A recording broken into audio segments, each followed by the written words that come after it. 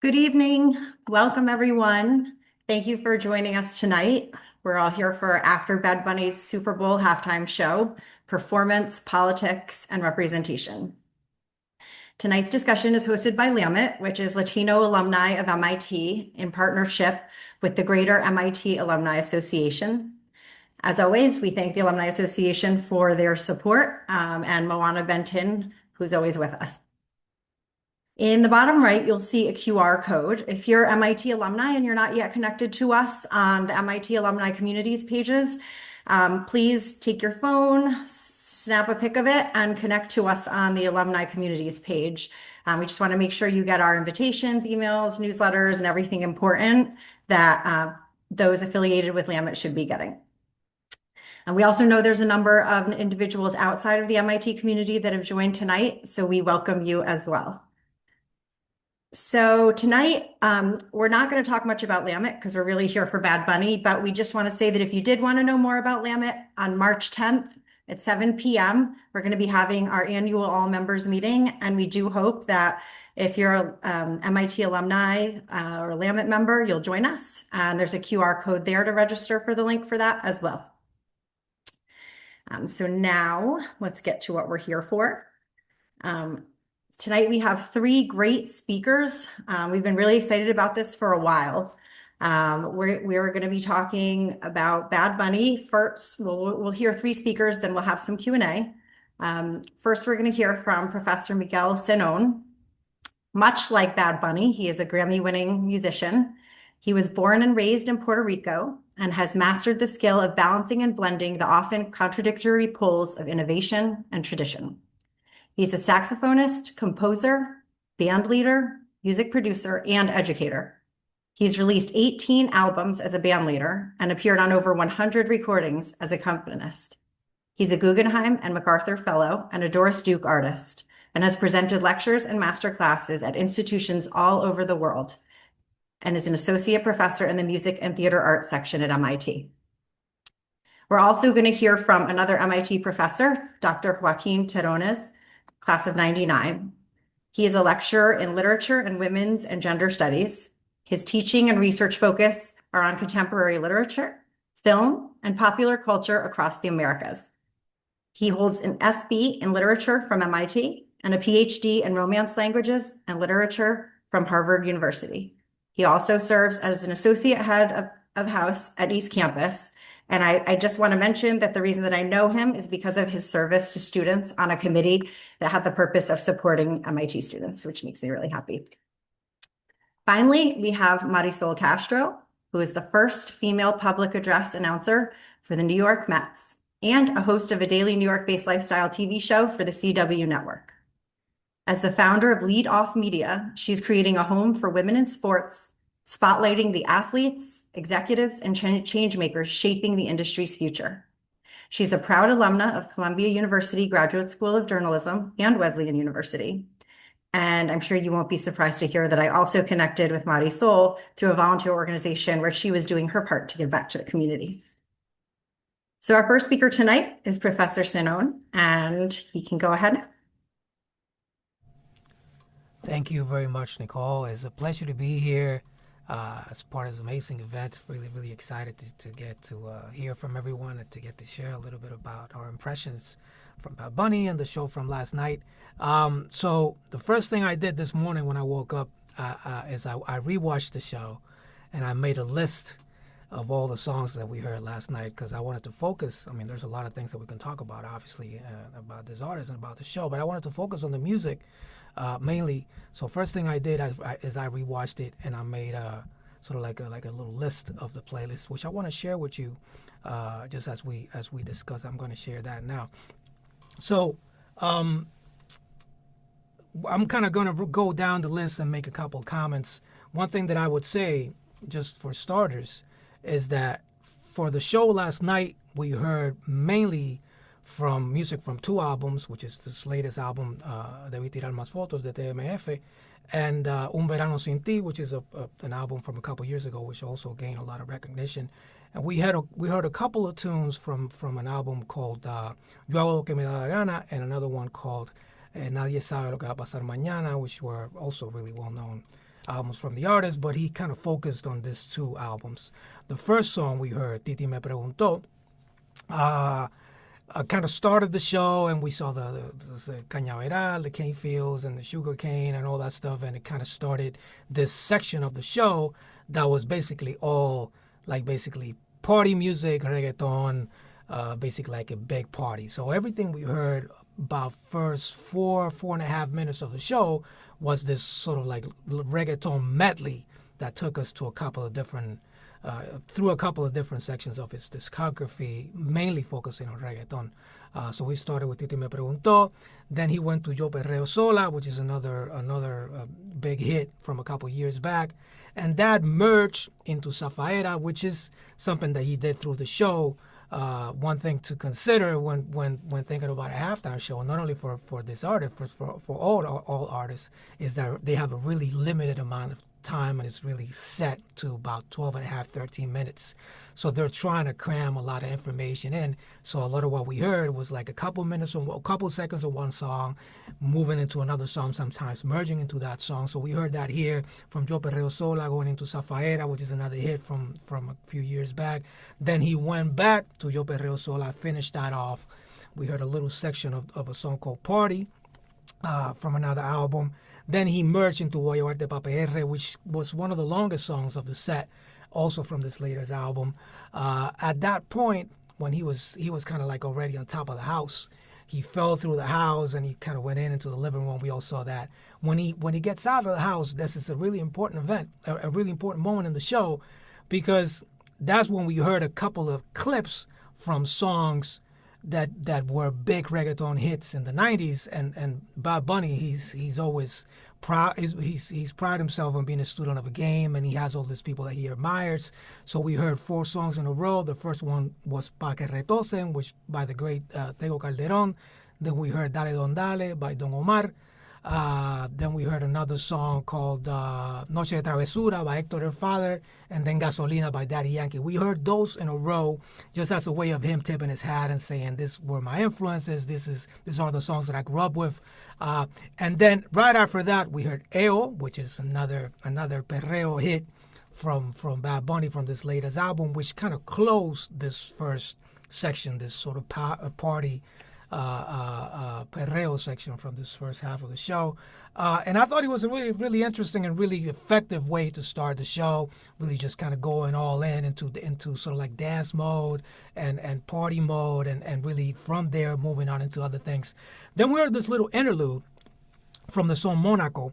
And what we heard was not the song Monaco itself, but the introduction to the song that has this sort of string sections, and we saw string players with a conductor, and then he says, Dime, esto es lo que tú querías, which is the first line from the song, and then that merged into a full-on wedding, which then we later heard there was an actual wedding on the show. 2 people actually got married, and out of that wedding ceremony, out pops Lady Gaga, which was the shocker for me and a lot of people, unexpected.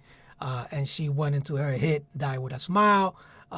Something interesting to say about this, and I'm sure there will be other instances where we get to talk about the guests and Lady Gaga in particular, is that she sung one of her songs, and it's the only song in the set that was in English. Every other song was in Spanish because they're Bad Bunny songs. But what was interesting to me is like she still had to come to Bad Bunny's world. Right, she still sang the song as a salsa song. She had Bad Bunny's band backing her up with an amazing arrangement with trombones and percussion, and still she was kind of full-on character, dressed up, dancing salsa. So it was her song, but at the same time, it was like through the prism of Bad Bunny and his world, which I thought was really interesting. And that merged, of course, into Baila Inolvidable, which is one of Bad Bunny's latest hits. A salsa song that was included on his latest album, and it was really a really nice segue going from Die With A Smile, a salsa song, into Baile Inolvidable as a full-on salsa romantic salsa song. From there on, we moved into Nueva York, and Nueva York is an important song in the album, and I thought it was a really important part of the show, because when we started the show, full-on reggaeton. We see the vibes from Puerto Rico, people dancing in the house, Party de Marquesina, that whole vibe. And I thought with Nueva York, it's important for him to acknowledge the idea of Puerto Ricans in the diaspora, and that's what Nueva York does in the album and also in the show. You all of a sudden you go from the cane field to a really urban environment, Marqueta, La Casa de Toñita. It was a totally more of a urban environment, which is what the song really presents. Out of Nueva York, we have what I think is one of the most powerful segments on the show, and it's the introduction of a song called Lo que le pasó a Hawaii. And I'm going to share another little image that I have here just from that song, which I'm sure we all remember this image. And a couple of things that I would say about this show, about this song in particular. First thing is that this is my favorite song from the latest album for many different reasons. One of the main reasons is that on this song in particular, he's featuring a style of music, música jíbara, which is this music from the rural areas of Puerto Rico that is not necessarily percussive. Like, when we think about Afro-Puerto Rican music, we'll think about plena or salsa or bomba.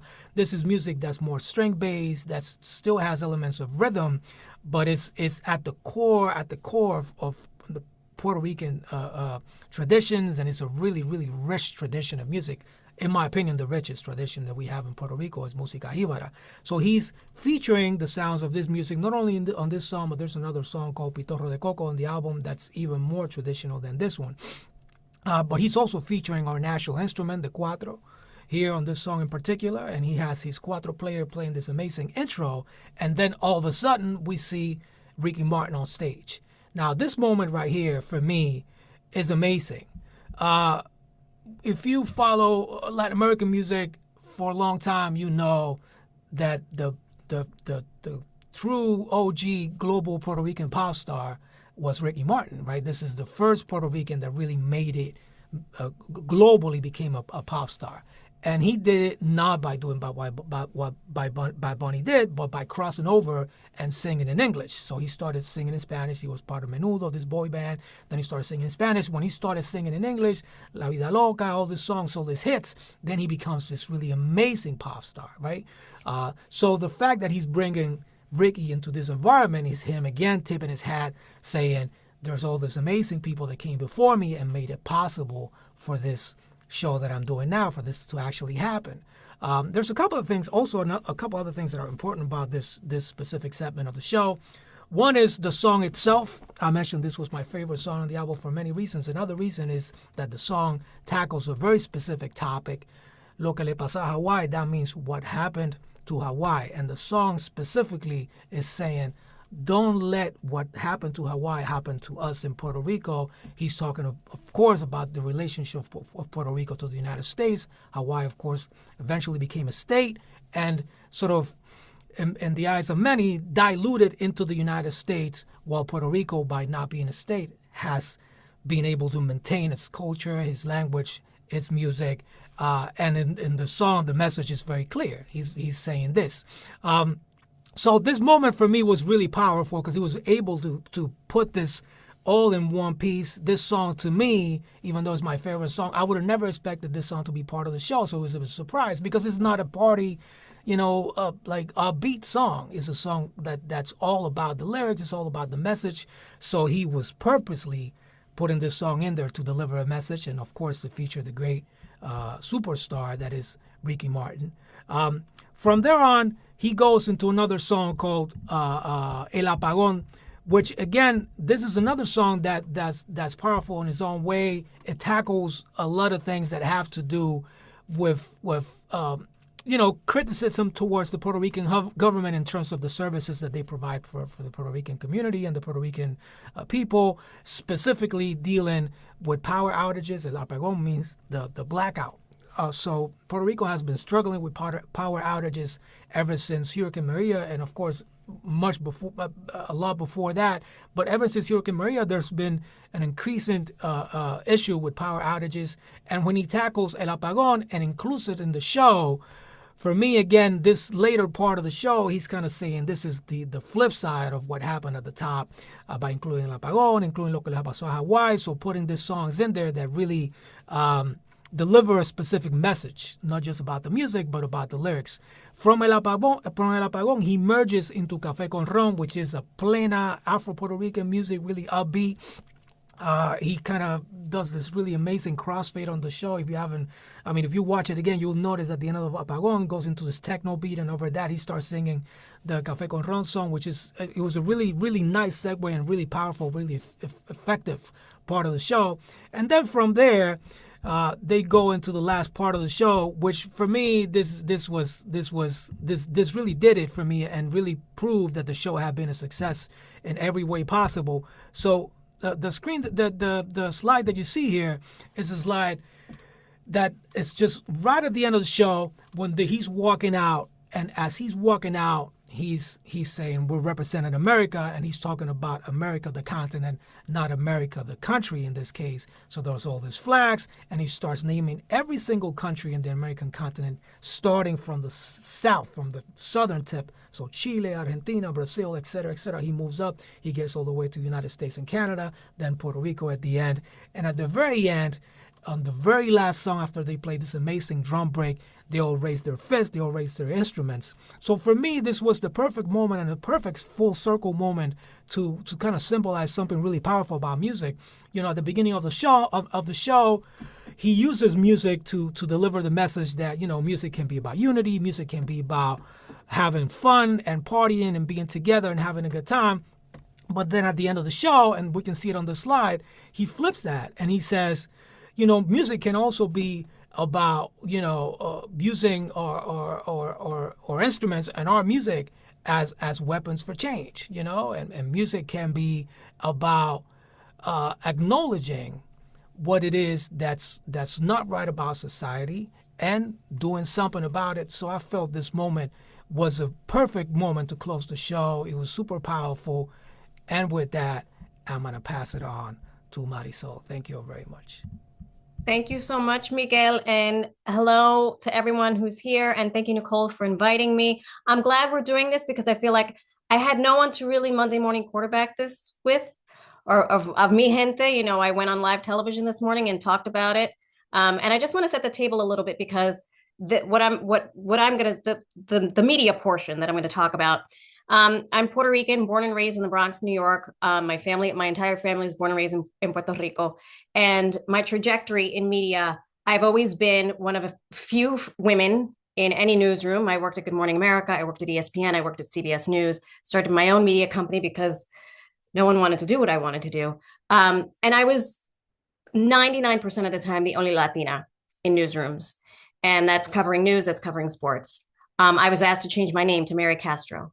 When I would go to big events, you know, we all gravitated towards each other. You know, where are the other Latinas? Where are the other, you know, journalists of color? So when you look at an event like Benito Bowl, it's so much bigger than us, right? And if anyone on this call thinks that objectivity exists in 2026 in the media, I implore you to dig deep because it does not. People can find the whatever message they want wherever they want. And so for folks in the media, because there have been so few of us, whenever we see one of us rise to the stratosphere the way that Bad Bunny has, it's like we're grasping onto it, A, because of the way we want to report the story, but also because we feel a sense of responsibility because we're like, bro, don't screw this up because you got one shot. And that brings me to the Ricky Martin section. That's when I had been tearing up. When I saw Ricky Martin, that's when I fully was weeping. Because to me, that was the last time we saw a Puerto Rican global superstar. How many years has that been? How many decades? 30? I mean, I'm not the historian, but at least 30 decades. And he made a lot of gringos a lot of money. And it took 30 some odd years to find another global superstar that was Puerto Rican. So this entire movement of Benito Bowl was really an opportunity to look at someone who stayed true to his roots. That moment with Ricky Martin, it was like, to me, it felt like this legacy, like this was, Bad Bunny was Ricky Martin's legacy. And then the diaspora. I can pass for a lot of things. I've had contemporaries in newsrooms and in media who are dark skinned and identify as Latina, and the decision makers have never known where to put them, right? Latinos make up an enormous chunk of the United States. The spending power we have is unparalleled, and we continue to grow each year. So for Bad Bunny to put the diaspora, I mean, you saw Latinos of every color, creed, sexual orientation. That was also like he was making a statement, right? Um, my counterparts in media were like, well, this is going to be very divisive for the United States. It's going to be very divisive. And the way I received it was, unless you are really well read on Puerto Rican history, you may not have understood the sugarcane symbolism. You may not have understood the electric pole symbolism. And if you wanted to, you could look it up today. But if you didn't, you were just part of the party. So the way I interpreted a lot of what Benito did was he was having a party and he was bringing us all along with him. And for me, it felt like, and even if it was just for a brief moment, he united all of us instead of doing what his critics said, which was, this is just going to divide all of us. So that to me is really the message. And then obviously naming every single country in the Americas was unbelievable. Yeah, it was my contemporaries today are still talking about it, and there's a little bit of shade, but I ignore those people. And with that, I pass the baton to Joaquin. Thank you so much. Thank you, everybody, for being here. Thank you, Nicole, Moana, and Jennifer for organizing this. Thank you, Miguel and Marisol, for such brilliant presentations. I think what I'm going to focus on is the politics of the show, and it's going to very much follow from what both Professor Zenon and Marisol Castro said. So I will warning my only performance background is in the classroom as a professor. So if I start entering into rambly professor mode, bear with me. I promise it's going somewhere. I'm going to approach uh, the politics of the show sort of from three different angles really quickly. One is the question of it being primarily in Spanish, although not exclusively in Spanish, as some folks have been saying. I'm going to also, just like Professor Zenon talked about the set list progression, I'm going to think about the progression of the show, maybe not so much focused on the musical side, but on the performance side and how the show ramps up sort of its political message over the course of those 15 minutes. And then I'll finish with, I think, the moment that the previous two panelists also focused on, which is this sort of redefining of like what the word America is supposed to mean to us. So let's start in with the politics of the Spanish only halftime show. So first, like the Super Bowl has often been politicized, right? Particularly when Black and brown folks are on stage. I'm old enough to remember Janet Jackson's almost career-ending Nipplegate. More recently, right, Beyonce and her politics of Black liberation with Formation caused a lot of discomfort in the 2016 Super Bowl. So the Super Bowl has always been a politicized stage. What I want to focus on with the Spanish only is that I think a lot of folks have cast this as being primarily about xenophobia and the fact that many on the right couldn't even remember the Bad Bunny or keep in mind that Bad Bunny's a U.S. citizen, but I actually think it has less to do with citizenship, regardless of whether they got it right or not. We've had many performers on the Super Bowl stage who have not been U.S. citizens, and that's never caused an issue, whether it's U2 or Paul McCartney or Rihanna. I think what really caused this like backlash ahead of the performance was the fact that it was known ahead of time that it would be primarily in Spanish. And I think that so a couple of things to think about there. One is that there's a long-standing tradition of English only as a way of reinforcing xenophobia and racism, and that English only is almost always primarily or almost always has primarily as its target Spanish, right? English only proposals for English only legislation in the US aren't about banning German or banning Russian or banning French, right?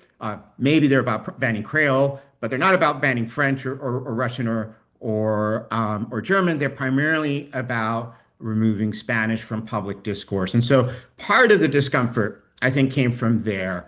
But I think the discomfort with it being Spanish only goes deeper than that, like long-standing English only tradition. I think one of the things that really caused this to be so uncomfortable for so many people on the right, all the way up to President Trump, is that this espectáculo de medio tiempo del supertazón was different in that it was supposed now, on the one hand, that English speakers maybe were no longer the target audience, right? And that's something different from earlier English only legislation attempts, which are about like keeping a small minority of Spanish speakers from speaking Spanish. This is a much bigger discomfort that, hey, maybe the media is now really focused towards or geared towards people who speak Spanish. So I think that's part of the discomfort, that there might now be, if not a full outright majority, certainly a larger portion of the population that speaks Spanish and for whom the media and for whom the media is now being made. But I think even more discomforting than that is the English speakers are the audience. And I think what really bothered folks about this being being cast as a Spanish only show was that people who don't speak Spanish are now consuming media in Spanish, right?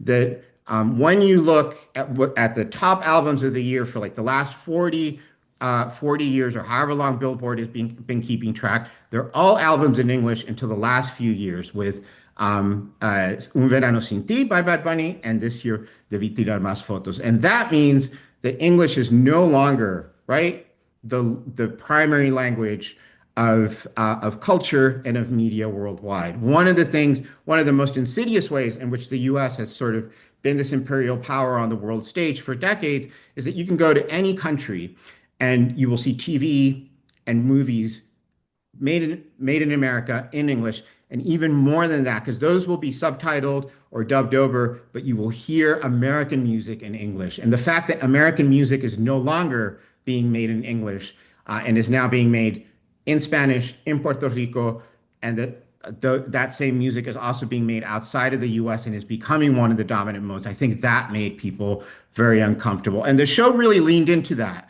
The show, for example, had this place for subtitles to appear, could have very easily provided translations, and instead the subtitles continued to be in Spanish, right? The show refused to subtitle for the music for its English speaking audience. And then the one moment where we do get a song in English, that song has been we get a salsa version of that song. Once again, saying even your white Anglo artists are pretty soon going to be making salsa versions or merengue versions or reggaeton versions of their songs, because the dominant mode is no longer that Anglo mode for popular culture. And so I saw there was a comment about Lady Gaga. It wasn't. I agree. It was I felt it was a slightly awkward moment in the show, but I think the intention was that, right, to show like even white Anglo artists are soon going to be producing music, if not in Spanish, at least inflected by Spanish cultural production. Would I have preferred Cardi B to have sung Bodega Batty instead of Lady Gaga doing Die With a Smile? Sure. Could they have had Bruno Mars, who actually is Puerto Rican, singing the song instead of? Sure. But I think I see the point, right, in having a white Anglo artist sing a salsa version of her English language song. So that's the first part about Spanish language. In terms of the progression of the show, and I made my own set list, which didn't incorporate some of those shout outs to like the late 90s, early 2000s reggaeton, which Professor Zenon really astutely pointed out to us. I think one of the things that we see here, and this is very similar to how the progression of songs works in Debí Tirar Más Fotos, is it's a journey that starts somewhere maybe more familiar for for non-Puerto Rican, non-Spanish speaking audiences and slowly like works its way to much more local and political territory. In the album, it goes from Nueva York, right? It starts in New York, then goes to Miami with Voy a llevarte pa PR, and then gets to the island, and then goes from San Juan to like the to the countryside. Here, and this is, I think Professor Zenon partly covered this already.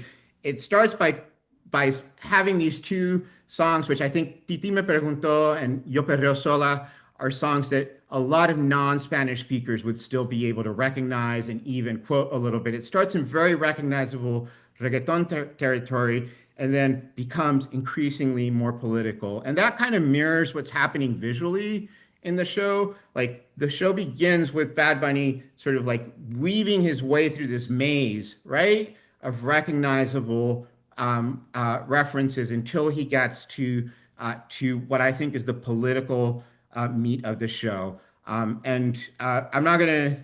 So for me, those are Lo que le pasó a Hawái, El Apagón, Café con Ron, and Debí tirar más fotos. I think Professor Zenon did an excellent.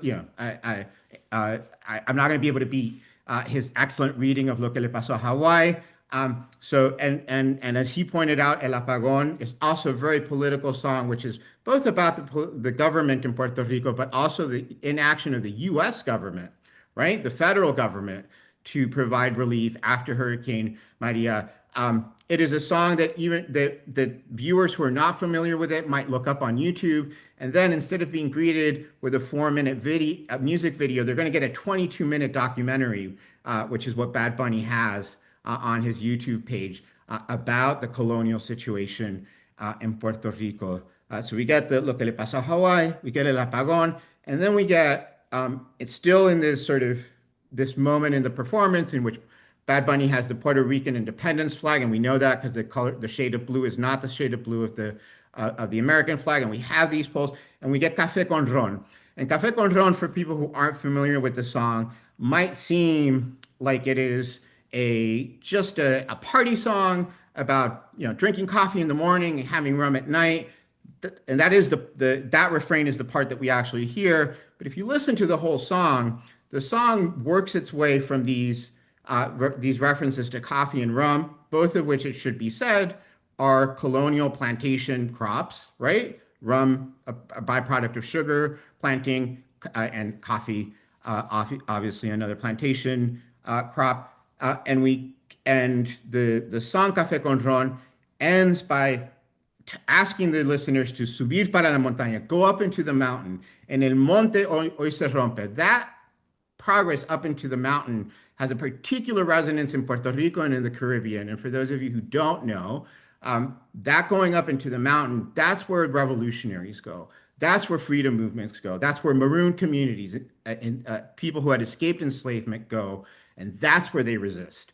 And so it's with Café con Ron, right? With this call, even if it's not like explicitly in the part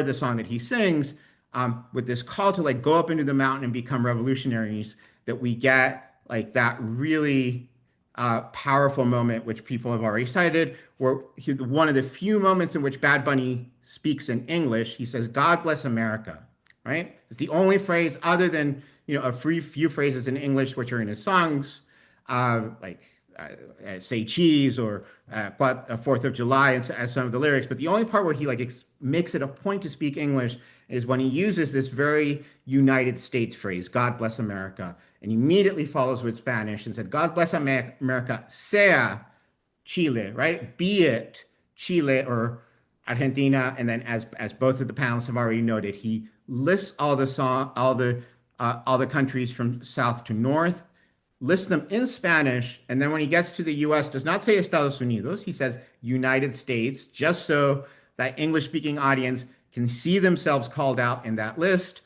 and then has that triumphant moment, which Professor Zenon showed us the clip of, right? Of everybody coming together with their flags, with their fists. And so God bless America, this very traditional U.S. phrase, becomes this completely different political statement about the continent America. And I'll finish with this.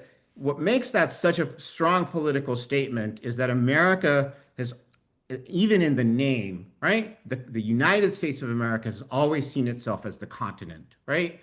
We have this idea that the United States sort of lords over the entire hemisphere. And America has always, on the one hand, defined itself as the continent, and on the other hand, defined itself as not being Latin America. We're on the one hand America, and we're on the other hand, not those people down south. And this is and so to reclaim America as this like continental standard and reclaim the phrase "God bless America" as a continental standard in a moment in which the Trump administration has explicitly brought back the Monroe Doctrine, and that's what this cartoon up here is, has explicitly brought up the centuries-old doctrine which says that the United States considers Latin America its backyard and can do whatever it wants there. And we've seen it already happening in the way in which the U.S. has invaded Venezuela, in its threats to invade Mexico in the last couple of months. So in that context, for Bad Bunny to proudly say "God bless America," but "God bless America," the continent, and to have done it in that way is again an enormously political statement. So I hope I didn't go over time. Thank you so much, and I look forward to everybody's questions. Great. So now we're going to ask our panelists a couple of quick questions before we open up to the greater group's questions, because we do have a bunch of questions rolling in from the audience. So I think maybe we'll keep this first one pretty quick. Just want to give our panelists a chance to share personal reactions or things that they were surprised by in last night's show. Maybe I'll start since we maybe want to keep it in the same order. And I'll be really brief about this. And you know, I've been a Bad Bunny fan for a very long time, and I've seen his sort of evolution from a trap star to like this global icon that he's become today. And something that I found really amazing over that time, and I still find it amazing today, speaking about the performance yesterday, is the idea that no matter how big the stage is, he's going to deliver the message. He's never afraid of a big stage. And he's proven that over time, being on the Tonight Show and being at the Grammys and just speaking his mind and being really open about the way he thinks. And I think in this case, a lot of people were maybe thinking, okay, so this is the Super Bowl, he might play safe. And, you know, I think we're seeing the same individual, no matter the stage, he's gonna rise up to the moment and deliver his message in a really concise and effective way. I would agree. Bad Bunny in 2016 played this tiny little spot gig in Bridgeport, Connecticut, and same energy. You would have thought he was performing at the Super Bowl back then. I loved every second of it. And I know there's some comments about Lady Gaga. She was not on my bingo card. I was not expecting to see her pop up, but I was pleasantly surprised. And I thought, you know, I too read the piece. Should he not have brought out a Latina or a Latino, performing artist? And I can tell you that, you know, as someone working in the media, we need allies. And I think that I saw Lady Gaga as an ally. I also think they are probably friends. So that was unexpected for me. I didn't feel slighted by it at all. I also happen to think Lady Gaga has an incredible voice. The whole thing. And my litmus for this sort of thing is, if I like it and my 16-year-old likes it and my 89-year-old mother likes it, he's doing something right. I'll also keep mine really brief. I think what really amazed me about the performance is how layered and textured it is, right? Like at every, like, whether it's the music, whether it's the set design, the choreography, the way in which it's filmed to be broadcast, like every single part of the show had so much thought put into it that, I mean, I could have, and I probably will do this in a class at some point, I could lecture for like an hour and still only be scratching the surface, right, of everything that's going on there. So I think that was what really struck me about the performance. So the next question is a little bit juicier. What were your reactions to the reactions?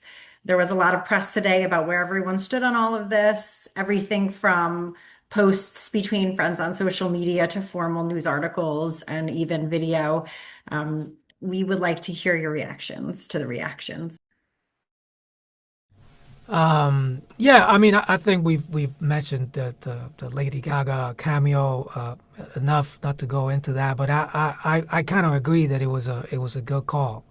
You know, I think that was a really a strategic move by him and his team to bring. I mean, it was a shocker to me too. But when I saw it, I immediately said, okay, this makes sense. It's just like he's like it's shock value, but at the same time, this is an artist that's well recognized, is well respected, is someone who's going to come across. She's coming into his side by doing the salsa thing. Besides that, I'll piggyback a little bit on what Joaquin was saying about the layering. While I was watching the show, I couldn't help but think about the show from last year, the Kendrick Lamar show, and all the different elements of that show that were studied and studied for weeks and weeks.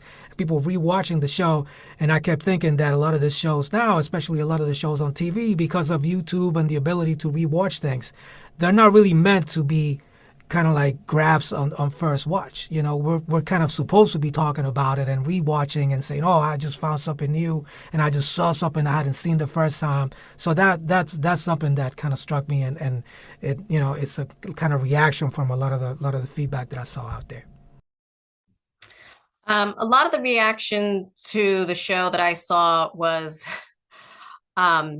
mostly from people that really enjoyed it and loved it. I just had a busy day, and I also kind of wanted to just sit in the glow of it all. I wasn't ready to see what the detractors were having to say about it. But again, you know, from a sports background, everyone and their mother was retweeting, reposting. They were figuring out a way to incorporate, like, oh my gosh, look at this Latino pop star. He's at the Super. I mean, from ESPN, NFL, the MLB. I mean, the Mets were posting about it. We were all. It just, I think, it shows the power of music and sports. Like, it really, you could root for your favorite team, but 9 times out of 10, the act of the sport and the act of the community that it brings together, I think, is really powerful. So that's kind of the stuff I saw. I saw some other really funny memes of, you know, when he falls backwards, me now want to go to work tomorrow, or me I like, and those are the gifts that keep on giving. I live for that nonsense because I need to turn my brain off at some point. So I'll quickly say like what surprised me and didn't surprise me. So maybe starting with what didn't surprise me, I did go into Fox News to see their roundup of all the reactions from right-wing commentators, and very unsurprisingly, the comments kept coming back to Spanish. Right? They're like, I can't even understand what he's saying. Right? And of course, as I said, like behind that, there's this anxiety, right? That music, that show was no longer being made for them in the same way that it was 5, 10, 20 years ago. So that was unsurprising. Surprising, a lot of people who were, you know, who seemed to be very like astute about catching a lot of the references and understanding, like still would say things like Bad Bunny decided not to be political for this show, which I thought was like a surprising take on it. So to say like this was not as political as his Grammy speech. And yeah, sure, maybe the only reference to ice or the piraguas in the, you know, as he's walking through the labyrinth. But it is a very political show, and it was interesting to me that that sort of the detractors were much more picking up on how political it was than the supporters. Okay, as much as I want to go into my next question, we have so many comments and questions rolling in that I'm just going to get to the people here. So, one of the questions that just came in is, from your vantage points, what did you feel was missing from the show, or what do you wish there had been more of? Again, maybe I'll jump ahead. Honestly, I can't really think about a lot of things that were missing. The one thing for me, and I mentioned this earlier, is that when you do a show like this, you're trying to cram a lot of information, in this case, a lot of music. So I felt like a lot of the songs, like once you were getting into the song, he would switch to another song, and it was like, oh, I wish he could have sung like 10 seconds more of that song. He could have gotten to the hook or to this verse because I like his music and I wanted to hear more. But it's understandable, of course, he can't really sing a lot of full songs without going over time. So that was the one thing for me, the one pet peeve is like, yeah, a lot of the things. I mean, there were some moments where I felt okay, so that felt a little rushed, a little this, a little that, but not a lot of bad things I could say about it otherwise. Yeah, I would agree. As from a production standpoint, um, he crammed a lot into 13 minutes. Like he really he rang that rag as much as he possibly could. And so I'm glad I wasn't in the writer's room when they were trying to figure out, okay, which songs are we gonna do? I thought it was I I don't think he left anything out. And in fact, the riffs or the parts of the songs that we didn't hear, I found myself going back um to Un Verano Sin Ti, and I was like, oh my God, I forgot about this song. So I don't know what else he could have possibly crammed into 13 minutes. I'll repeat what I said. I would have liked a Cardi B cameo in there. Because she was like literally on stage, Other right? than being in La Casita. Yeah, she was in La Casita with Pedro Pascal and Carol G and all these other people. Like, what would it have cost to have her like, do 20 seconds of something?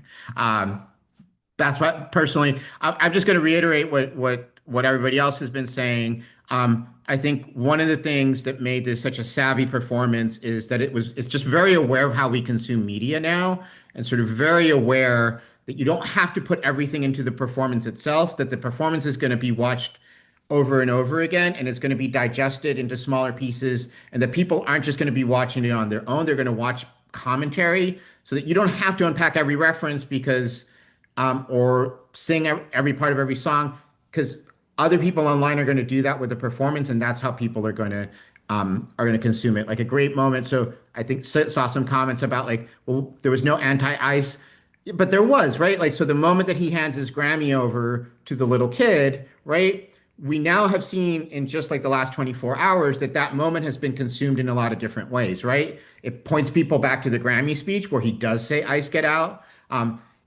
Whether it was deliberate or not, like they cast an actor who looked right, like Liam Conejo, the kid in Minnesota, and people made that connection. So yeah, like just to reiterate, like that this is put together in a way that even the stuff that gets left out comes back in when it's reconsumed. You guys, I'm loving the pace of this, and these panelists are so great. They're answering some of the questions before we even get to them, because there was a question about contrasting the beautiful American unity message with his Ice Out statement at the Grammys. If you want to say a bit more about that, or if you feel like you kind of completed what you had to say about that, we did have a question on that. I mean, I think the Ice Out at the Grammys, he knew his audience. He was in a room full of really left-leaning folks. So I think he felt safer saying it there. I also think that, as a Grammy nominee, and correct me if I'm wrong, Miguel, he could not sing all of his songs, like because he had the Super Bowl had him on lock. Exactly. So when he got up there, like that was his one moment where he could say what he was thinking or feeling, because the Super Bowl was like, nah, kid, you can't sing Nueva York at the Grammys. Whereas, the Super Bowl skews more right leaning. So I think he knew who his audience was. That's just my gut. Yeah, I definitely agree. I also feel that, him saying "Eyes Out" in the Grammys and him saying "God bless America" because America is a continent and we're all kind of have the same rights. It's basically saying the same thing in a different way. He's kind of leaning into the same message. In this case, he just used a different platform and he had all the flags out there and naming all the countries. But I mean, I think we can all kind of see what he's trying to say. But I would just to add to this that I think the Super Bowl show is actually more progressive and more radical than and part of that is the meat, like you can only say so much in a Grammy acceptance speech. I mean, we had a Super Bowl show that was making a strong argument for Puerto Rican independence, right? Whether it's like with Lo que le pasó a Hawaii, or with the use of the Puerto Rican independence flag, one that like challenged American hegemony and current like the reuse of the Monroe policy by the U.S. as a justification for intervening. And I mean, I think this again, as a very savvy entertainer, Bad Bunny knew how to put that stuff in there in a way that those who are willing to do the work get it, right? And those who want to tune it out are left out deliberately so that they don't cause a fuss or a ruckus. Yeah. Thanks. And do any of you have an answer to this next question, which I find interesting as well? Can any of you provide a contrasting cultural media perspective in relation to the J-Lo and Shakira show? How that was handled and the noise around that?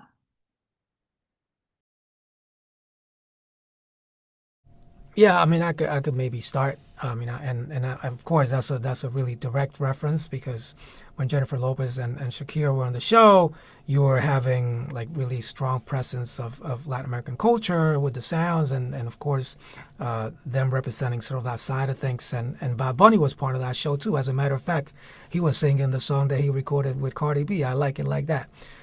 So it was all kind of connected. I do feel like that show, because a lot of the songs, even though they were kind of representing that side of our culture, a lot of the songs were in English.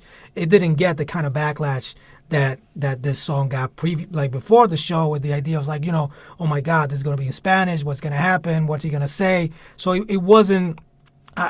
Even though it was coming from the same direction, me personally, I don't remember there being so much raucous before the J-Lo Shakira show as there was before the Bad Bunny show. I think this was obviously coming from a different place, from a different perspective, and I think a lot of it has to do with the fact that this is an artist that over time has become more and more overtly political and more vocal about the way he feels about politics, and I feel like that had a lot to do with it as well.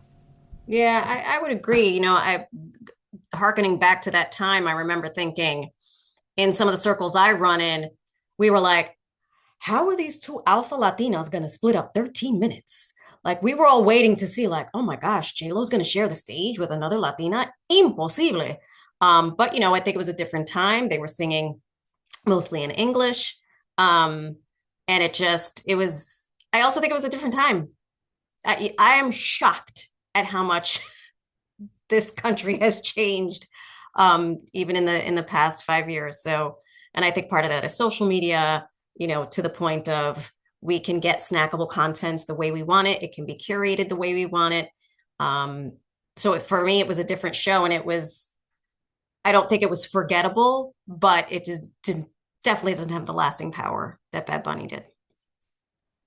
Just to piggyback on a couple of points there, I do think the difference that both Professor Zanon and Marisol have pointed out is most of the songs were in English, and we knew they were going to be in English, right? And so one of the things that's changed, in addition to the political landscape in this country, is that just globally people are consuming music in Spanish a lot more, right? And that's changed, and that has made English, some English language political figures very uncomfortable, right? Because it shows that like cultural hegemony, that cultural soft but very important power that the U.S.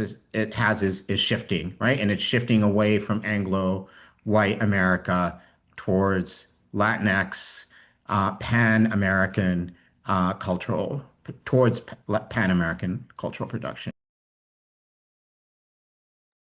Okay, we probably only have time for two more quick ones before we need to wrap up. And we have so many questions here, so thank you to our viewers that are submitting all of these questions. We're really thrilled about your engagement and glad that you're enjoying this. Bad Bunny recognizes the power of his popularity in making a positive impact on social justice issues. How much will it translate into political action for midterms and future presidential elections? Yeah, that's a great question. If there are any Puerto Rican folks out there, you will know that on the past elections in Puerto Rico, Bob Bunny was heavily involved in campaigning for the party, basically the pro independence party in Puerto Rico. He even paid for this huge billboards that you could see all over the highway, where he kind of basically was trying to get people not to vote for the party that's now in power, basically saying this party is corrupt, they're not for Puerto Rico, et cetera, et cetera. So I think he was definitely, at least he had a purpose to try to make a difference in the elections. It didn't end up going the way he wanted it to go, but even so, he made a big difference in the sense that the pro-independence party in Puerto Rico, for the first time ever, as far as I remember, got basically close to winning the election, basically second after the party that won.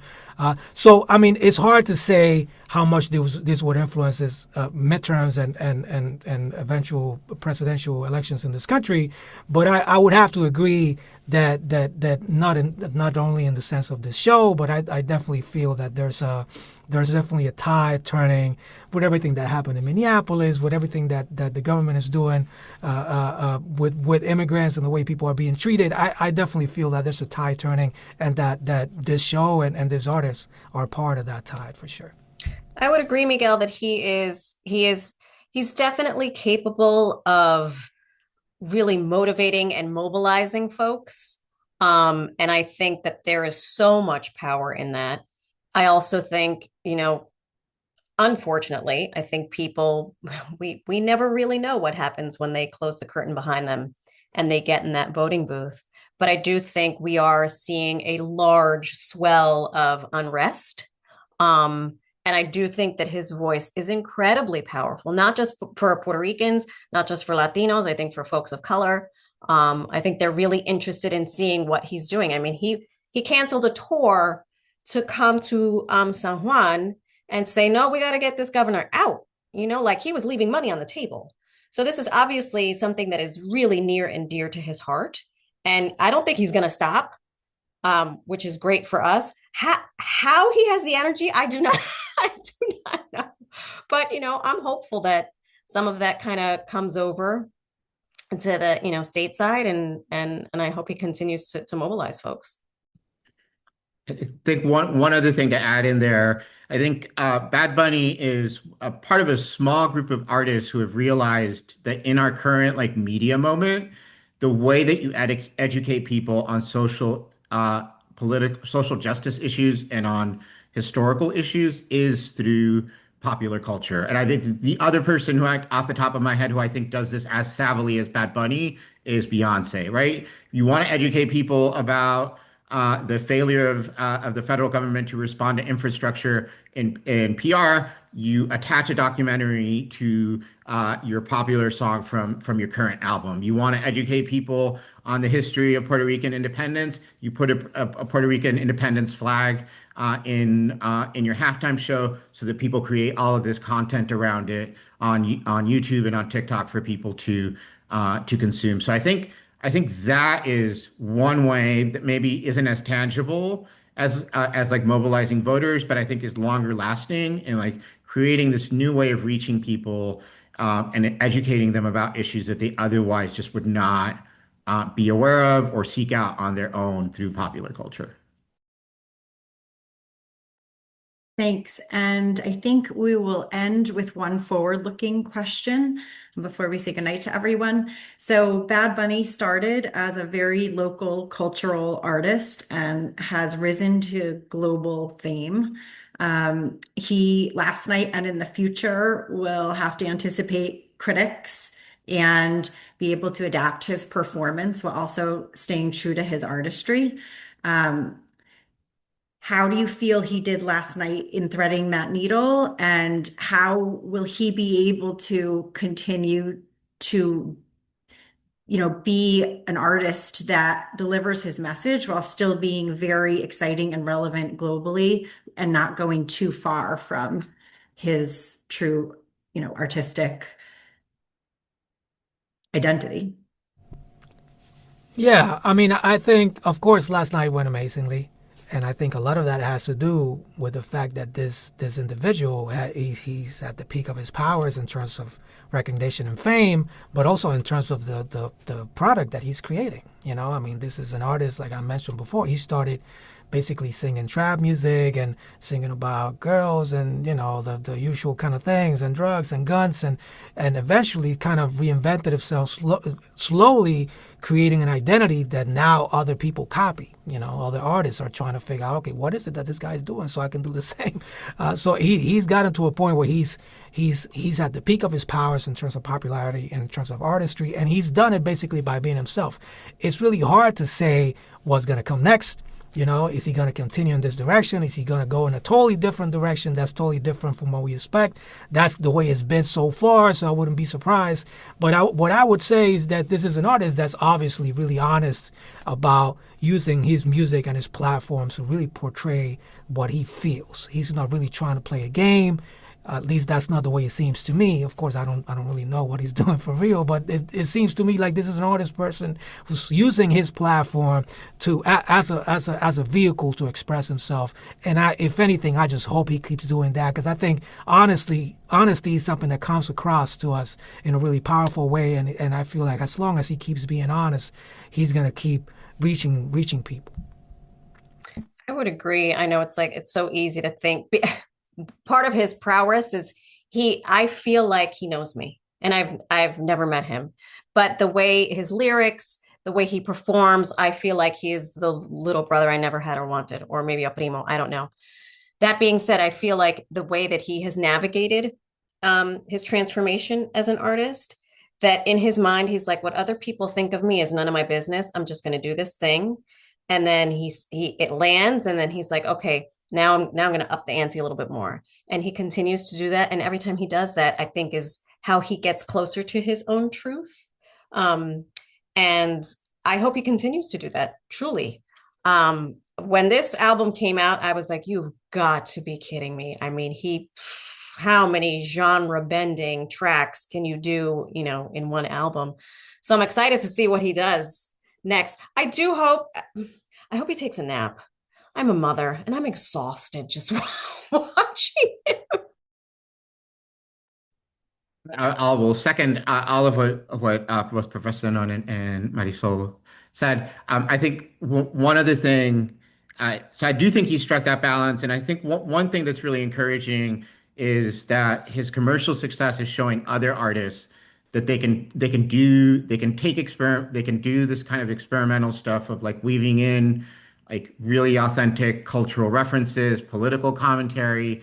I mean, just thinking, shortly after Debí Tirar, or like in the years since Debí Tirar Más Foto, you've seen other artists like Raúl Alejandro, Cosa Nuestra, even like Karol G's Tropiqueta, right? Like you've seen other artists, right? Maybe not as, with the same artistry and skill and complexity as Bad Bunny, but who can now take up more risks because Bad Bunny went there before, right? And did that. And so I think that's also a really encouraging sign. Like it's not just him, right? But he's creating this model that labels have seen are successful, that will allow other artists, right, to push the envelope politically, culturally, artistically.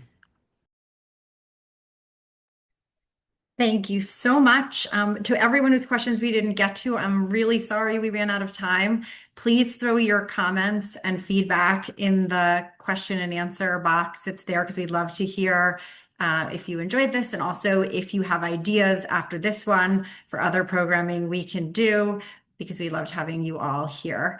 Good night, everyone, and thank you to our panelists and the Alumni Association. Jen and Moana, we're grateful, and hope to see everybody soon at the next LAMIT event.